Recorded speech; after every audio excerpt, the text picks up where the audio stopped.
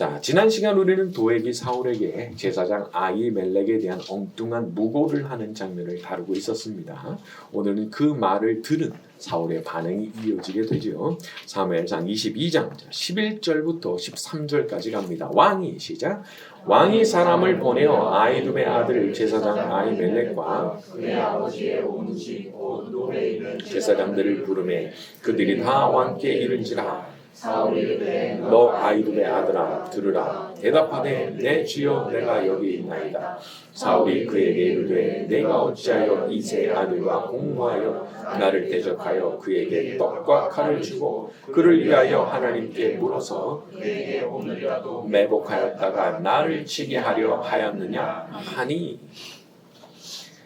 자, 이제 11절을 보게 되면 제사장 아히멜렉만 부른 것이 아니고 그 집안의 제사장들을 다 부릅니다.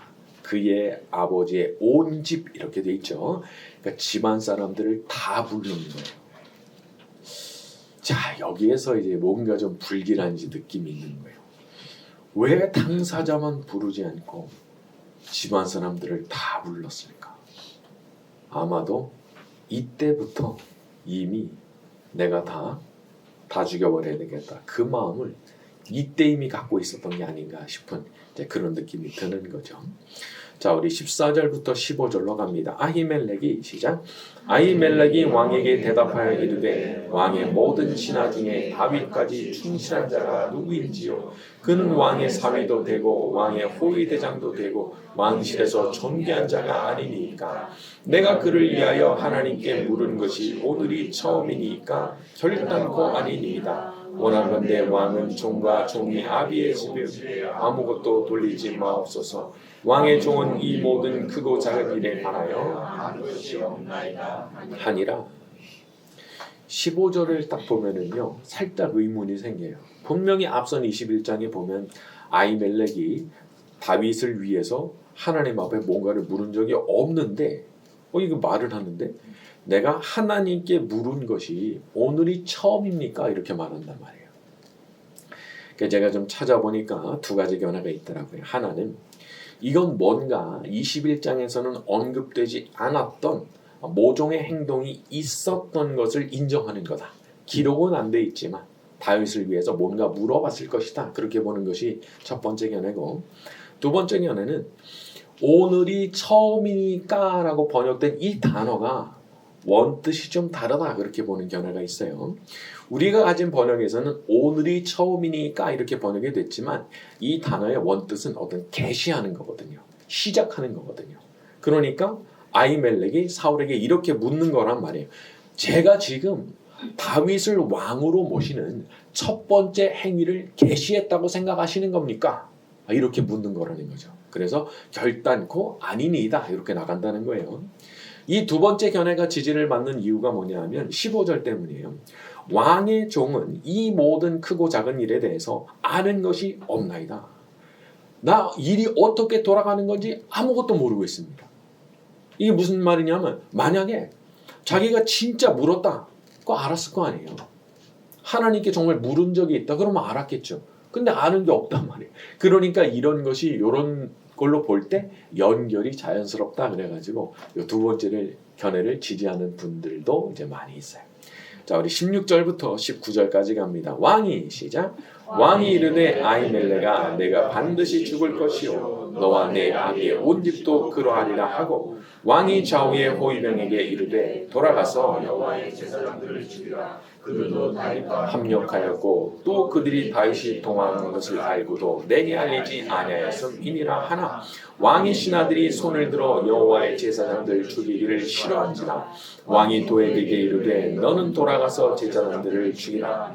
에돔 사람 도액이 돌아가서 제사장들을 쳐서 그날에 에봇 입은 자 85명을 죽였고 제사장들의 성도의 남녀와 아이들과 젖먹는 자들과 소와 나귀와 양을 칼로 쳤더라. 자, 이 부분을 보게 되면 이 사울은 거의 그냥 마귀 같은 인간이 된 거예요. 마귀 같은 인간. 일단 하나님의 제사장 죽이는 거를 자기가 얼마든지 할 수 있는 걸로 생각해요. 하나님을 모시는 제사장이지만 내가 죽이면 다 죽여. 그렇게 생각하고 있는 거예요. 여기 부하들도 이게 마음이 얼마나 깨름직한 거예요. 돌아가서 여호와의 제사장들을 죽여라 말하니까 그 못하는 거예요. 자기들이 볼 때도 이 사람들은 죄가 없거든요. 근데 하나님 모시는 제사장 죽였다가 내가 어떤 벌을 받을 줄 알고 내가 그렇게 해. 그거 못하겠는 거예요. 그러니까 사울이 딱 도액을 딱 돌아보면서 말을 하는데 네가 가라. 네가 노베 돌아가서 제사장들을 다 죽여라. 아니 그 사람들이 뭔 죄가 있어요? 그리고 거기 있는 사람들은요, 여기 지금 불려온 사람들보다 더 죄가 없는 사람들이에요. 다윗하고 얼굴도 마주쳐보지 않았을 사람들이거든요. 근데 다 죽이라는 거예요. 그러니까 이건 광기예요, 광기. 근데 이렇게 권력을 가진 사람이 광기를 부리면 얼마나 위험한 일들이 벌어지는 거예요. 지금도 전쟁이 진행 중이죠. 도대체 이게 언제까지 갈 건지. 이 권력자들의 광기입니다. 광기. 벌써 러시아는 전사자가 50만 명이라고 그러죠. 50만 명. 도대체 이 죄를 어떻게 할 거예요? 이 천벌을 받아야 되는 거예요. 받게 될 거예요. 저는 하나님께서 기름을 부어서 세우셨던 초대 왕이 이스라엘의 초대 왕이 이런 인간으로 변한다는 것 자체가 참 놀랍고도 두려운 일이다. 그런 생각이 들었습니다. 이건 거의 천사가 마귀로 변한 거나 다름이 없거든요. 그러니까 초기에 그 모습과는 완전 딴판이에요. 그러니까 초기에 그 사람은 없어졌어요. 이제 그때 그 처음에 겸손했던 사울은 없어요. 지금 다른 인간이 돼버린 거예요. 그리고 이 변화의 근저에 뭐가 있느냐 가만히 보게 되면 사실 그 마음에 뭐가 들어갔냐? 교만이 들어간 거예요. 교만이. 내가 원해? 그러면 하나님 섬기는 제사장이어도 나 죽여. 내가 죽일 수 있어. 그런 마음이 아니 여기 들어와 있는 거예요. 그렇기 때문에 우리가 마음속에 절대적으로 조심해야 되는 게 교만이 생겨나는 걸 진짜 조심해야 되는 거예요. 내가 누군데? 내가 못할 것 같아? 내가 한번 보여줘? 우통 딱 뻗죠? 이거 이제 큰일 나는 거예요. 하나님 앞에서 큰일 나는 겁니다. 근데 사람이 가진 게 많아지고 힘이 생기고 유명해지면 이렇게 할 수 있는 줄로 아는 경우가 너무 많아요. 여러분 저 꼭대기까지 올라갔다가 교만 때문에 그냥 땅바닥으로 추락해 죽은 사람이 수도 없는 겁니다. 수도 없는 거예요. 그러니까 이 정상에 올랐을 때 항상 겸손한 분들이 있죠. 대단한 분들인 거예요. 대단한 분들인 거예요. 그 압력이 보통 압력이 아니거든요. 막 나를 막 이렇게 들어 올리는 압력이 엄청나거든요. 근데 거기서도 표정 딱 조심하고 말 나가는 거 딱 조심하고 행동 나가는 거 딱 조심하고 얼마나 중요한지 그걸 해내는 게 너무 대단한 거예요. 그리고 사실 그래야 되는 거예요. 왜냐하면 그게 안전장치거든요. 높이 올라가 있을수록 추락하는 그 충격이 어마어마한데 그거 떨어지지 않게 날 묶어주는 게 그 겸손의 마음이거든요. 여러분 천사도 마귀로 변하게 만드는 게 교만입니다. 이사야서에 보게 되면은 그 유명한 말이죠. 광명한 새벽별. 그 새벽별 같은 천사가 어떤 마음을 품었어요. 내가 전능자와 비기겠다. 그 마음 먹는 순간 사탄으로 변해버린 거예요. 그러니까 이 영혼의 독약인 거예요. 그거 먹으면 죽어요. 그러니까 그런 교만한 마음을 절대 먹으면 안 되는 거예요. 항상 겸손의 왕이신 우리 예수님의 마음, 그 겸손의 마음을 일평생 품고 살아가는 저와 여러분이 되기를 바랍니다. 자, 우리 20절부터 22절입니다. 아이두베 시작.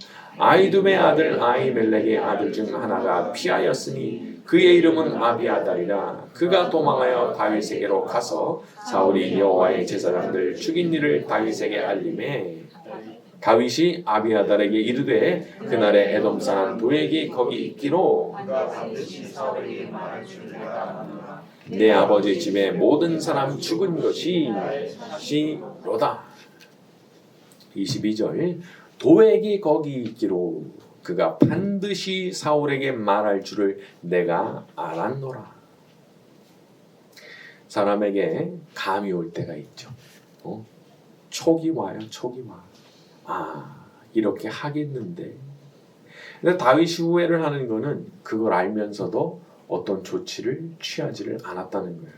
내 아버지 집에 모든 사람 죽은 것이 나의 탓이로다. 그러니까 다윗이 후회하는 거예요. 그때 내가 알았는데. 그러면 도대체 어떤 조치를 취했어야 하는 것이냐 하는 것은 아마 사람들마다 생각이 다 다를 거예요. 근데 공통적으로 그게 뭐라고 생각하든지 간에 공통적으로 우리한테 교훈이 되는 부분이 있다면 뭔가 감이 오잖아요. 뭔가 촉이 오잖아요. 가만히 있으면 안 된다는 거예요. 방치하면 안 된다는 거예요. 때로는 하나님께서 우리에게 미리 경고의 사인을 보여주실 때가 있습니다. 이상하게 느낌이 달라요. 이상해. 평소 같지가 않아요. 뭔가 마음에 걸려요. 그러면요, 조심해야 되는 거예요. 자, 우리 성경 한 구절 찾아봅니다. 로마서 8장 14절, 신약성경 249쪽입니다. 로마서 8장 14절, 신약성경 249쪽. 로마서 8장 14절, 신약성경 249쪽으로 갑니다. 249쪽 8장 14절. 자, 무릇 이렇게 가지요. 시작. 무릇 하나님의 영으로 인도함을 받는 사람은 하나님의 아들이라. 여러분, 모든 그리스도인들, 진짜 그리스도인 된 사람은요, 다 하나님의 영으로 인도함을 받는 사람들입니다. 그러니까 하나님의 영으로 인도하심을 받아요. 그래서 우리가 선지자의 후예라는 것을 잊으면 안 돼요. 우리는 선지자처럼 늘 기도하는 사람들이고 그 선지자들처럼 많은 기도를 드리는 가운데 성령 하나님의 임재를 누리고 그분의 인도하심을 받으면서 살아가는 사람들입니다. 물론 이런 말씀에 너무 몰입을 해가지고 아주 극단적인 신비주의자가 된다든지 이성과 상식과 교양을 완전히 무시하는 그런 사람이 되는 경우도 있죠. 그런 분들이 있어서 사실 요것 때문에 마음에 걸려서 요걸 추구를 못 하시는 것도 많아요. 너무 이상합니다. 기도를 많이 한다고 그러고 맨날 주님의 음성을 들었다고 그러는데 이상하거든. 그러니까 나는 저런 이상한 사람이 되면 안 되겠다 생각을 하고 요런 거 아예 추구를 안 해요. 근데 이건 안 되는 거예요. 구덕이 무서워서 장못 담그면 안 되는 거예요. 왜냐하면 우리는 아주 신령한 세계 가운데 살고 있는 사람들이고 이 말씀에 의하면 진짜 하나님의 영으로 인도하심을 받아야 그 사람 하나님 자녀예요. 진짜 하나님의 자녀라면 하나님의 영으로 인도하심을 받아야 하나님 자녀인 거예요. 그러니까 한 사람도 예외가 없어요. 가짜는 못 받죠. 그러나 진짜는 다 하나님의 성령께서 인도하시는 삶이거든요. 그걸 얼마나 민감하게 캐치하고 그걸 잘 따라가느냐 하는 것은 사람들마다 편차가 있지만 누구나 다 하나님의 성령께서 인도하시는 사람인 거예요. 여러분, 하나님의 성령께서 더욱 적극적으로 인도하시는 사람이 되길 원하시죠? 원하시죠? 그러면은 기본적인 걸 충족시키셔야 돼요. 절대적으로 기도의 분량이 차 있어야 돼요. 여러분, 물이 이만큼 차 있지 않으면 배는 안 뜹니다. 아니, 물이 이 바닥에 있는데 배가 어떻게 떠요? 안 떠요. 이건 안 뜨는 거예요. 채워야 돼요. 올려야 돼요. 여러분, 기도할 거 없으면 제가 기도의 영을 부어주십시오. 그렇게 기도하라고 말씀도 드렸고, 혹은 진짜 난 도무지 모두 못하겠어. 주여 저를 불쌍히 여기소서. 이것만 한 시간 하라고 말씀드렸죠. 그것도 하다가 또 모자라. 그러면 주기도문 하세요. 주기도문. 그냥 계속 반복하세요. 여러분 기도가 차야 배가 떠오르는 거예요. 성령의 인도하심은 그렇게 시작되는 거예요. 그러니까 배를 띄우지 못한 상태인 경우가 너무 많은 거예요. 너무 모자라요. 이렇게 해서는 안 되는 거예요. 여러분 물을 채우세요. 물이 차오르면 배가 뜹니다. 그리고 성령의 인도하심을 더욱 적극적으로 받게 되는 거예요. 저와 여러분 모두가 그렇게 성령의 적극적인 인도하심을 받는 사람들이 되기를 바랍니다.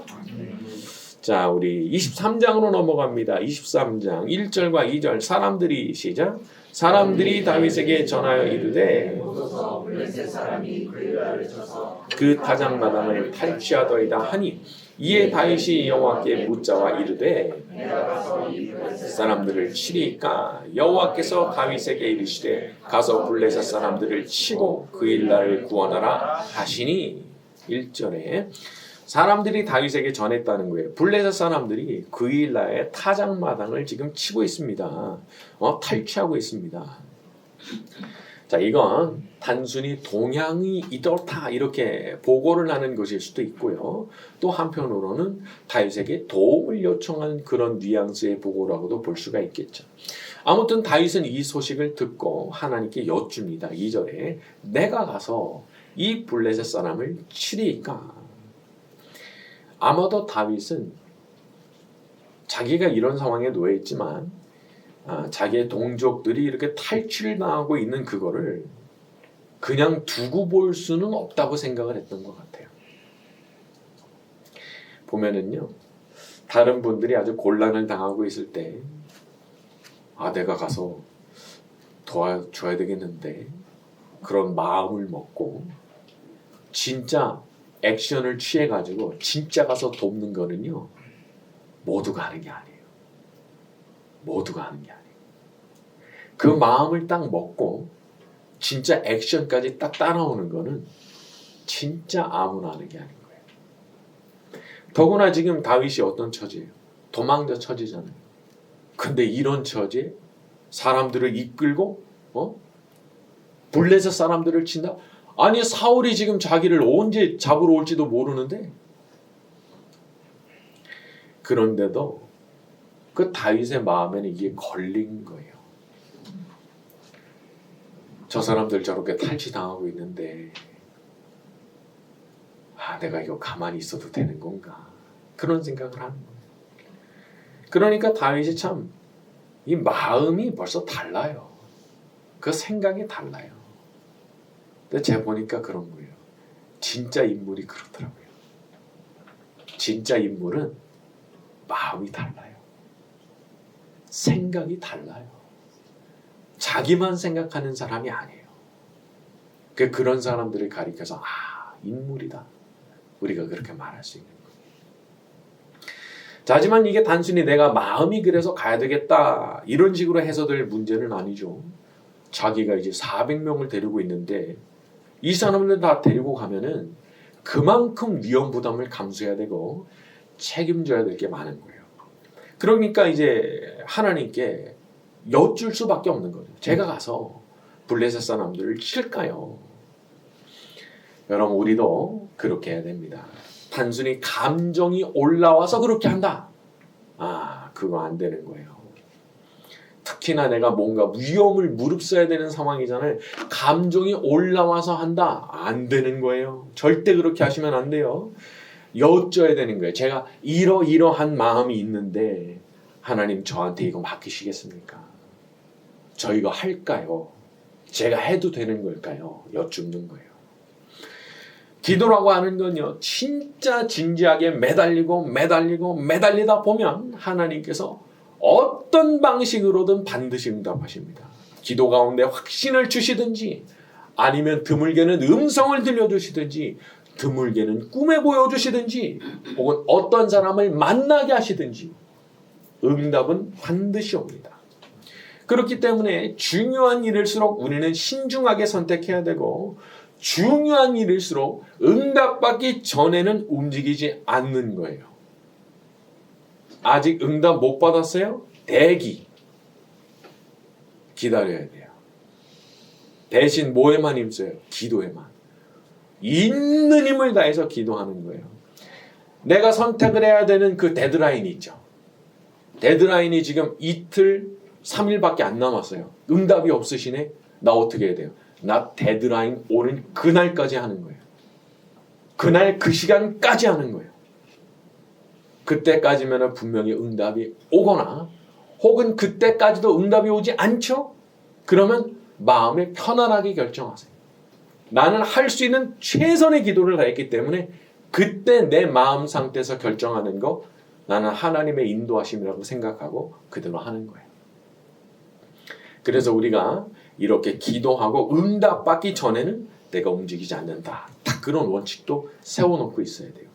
특히나 중요한 일을 할 때 더 그런 겁니다. 여러분 중요한 일을 할 때는 2번, 3번 응답 받으셔야 돼요. 2번, 3번 응답 받으시는 거 정상입니다. 그러니까 뭐 크지 않은 일에 대해서는 뭐 그냥 뭐 한 번 정도 응답 받고 할 수도 있겠는데 정말 인생을 좌우하는 그런 결정 있잖아요. 그거는 여러 번 응답 받을 수 있어요. 이거는 하나님께서 우리가 얼마나 연약한 사람들인지를 알고 계시기 때문에 허락하시는 거예요. 기드온도 전쟁 나가기 전에 양털 가지고 2번 그렇게 또 응답을 구하죠. 그게 그렇게 나쁘지 않아요. 우리가 얼마나 연약한지 알고 계시기 때문에 오히려 제가 볼 때는 그런 과정을 신중하게 더 많이 밟아가지 않아서 문제가 생기는 경우가 더 많아요. 그러니까 아예 딱 마음 먹는 거예요. 응답받기 전에는 내가 중요한 결정 안 한다. 나는 대기 딱 기다립니다. 그러나 응답 주시면 저는 과감하게 합니다. 과감하게 제가 나갑니다. 그렇게 결심하고 그냥 순종하는 거예요. 자, 다윗이 이 문제에 대해서 응답을 받았던 것처럼 하나님께서 우리 모두에게 더 선명한 응답을 내려주시기를 바랍니다.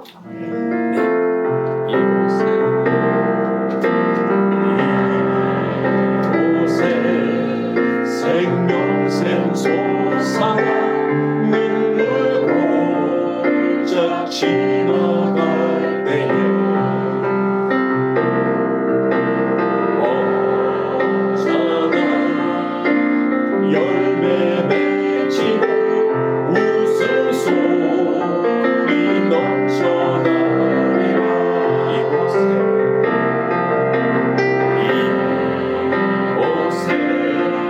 생명샘 솟아나 눈물 골짝 지나갈 때에 언제나 열매